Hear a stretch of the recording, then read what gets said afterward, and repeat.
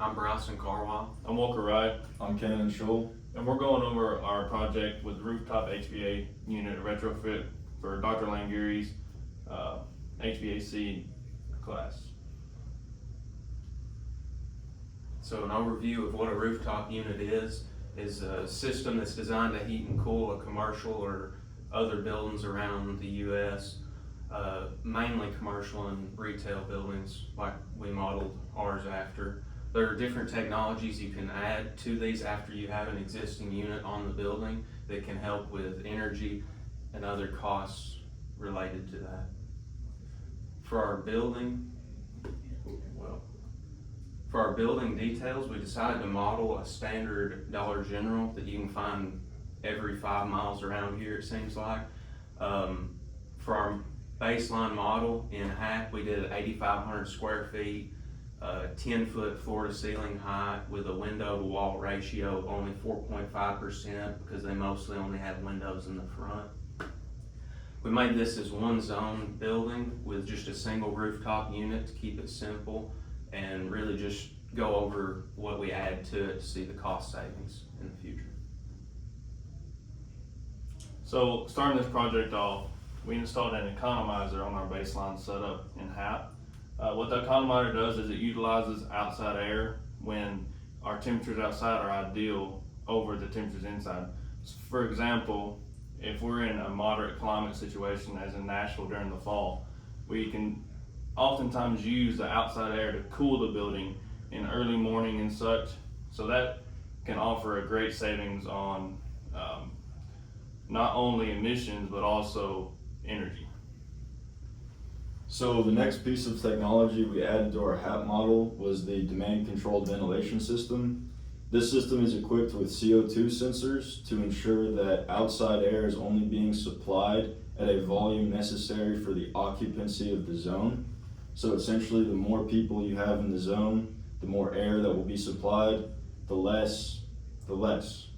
So this is a very by need case, and it really allows the applicant or the application user to dial in exactly how much energy cost they want to spend based off their building's needs. And the last technology that we decided to compare to the others was High-SEER equipment, which, as you can see, stands for Seasonal Energy Efficiency Ratio. And what this retrofit would more importantly would be putting in a new unit that has more coils to it so that it would be more efficient. And with what we found, it would be a higher upfront cost to install this system, but the savings that you get not only from energy with a highly more efficient system, you would also get with some tax incentives for not having as much of a CO2 or using as much energy.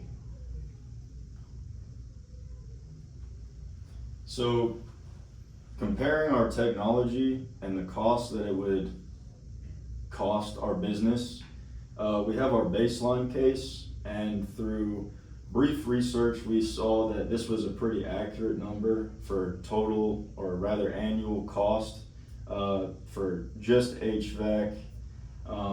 You can see with the demand controlled ventilation, we saw a roughly $3,500 reduction in cost annually. With the economizer, we actually saw just under $1,000 increase per price annually.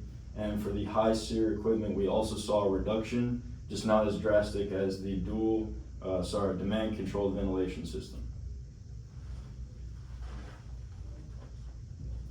So on the flip side of that, we'll go over the savings on the energy side. As Kanin mentioned, the economizer actually costs more because it uses more energy. This is likely due to the higher fan usage with the economizer, which raises energy and raises cost. We lost 5,500 kilowatt hours per year, which is a pretty rough loss, especially with installing something that you would likely hope to have some gains with. The DCV system, we saw a great amount of energy savings at 2,500 or over 2,500 per year, and that just reduced the ventilation load during low occupancy. And then finally, our High-SEER equipment, we've seen at a roughly 10,000 kilowatt hours per year saved.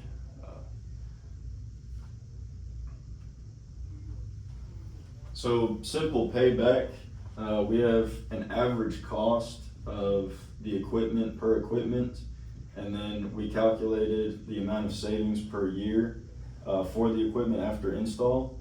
So as you can see with the economizer, we lost money, not only just by installing it, but then it didn't save the business money at all.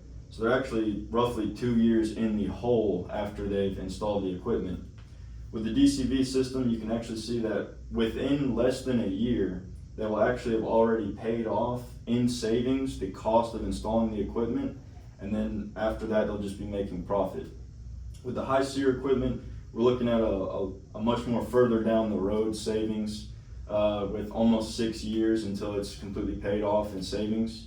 But obviously both of these systems are actually beneficial, and the economizer was unfortunately detrimental to the business.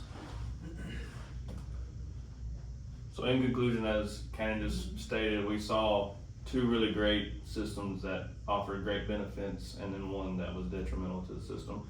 But the DCV system was substantially better than any of the other choices. It offered great savings with energy and cost.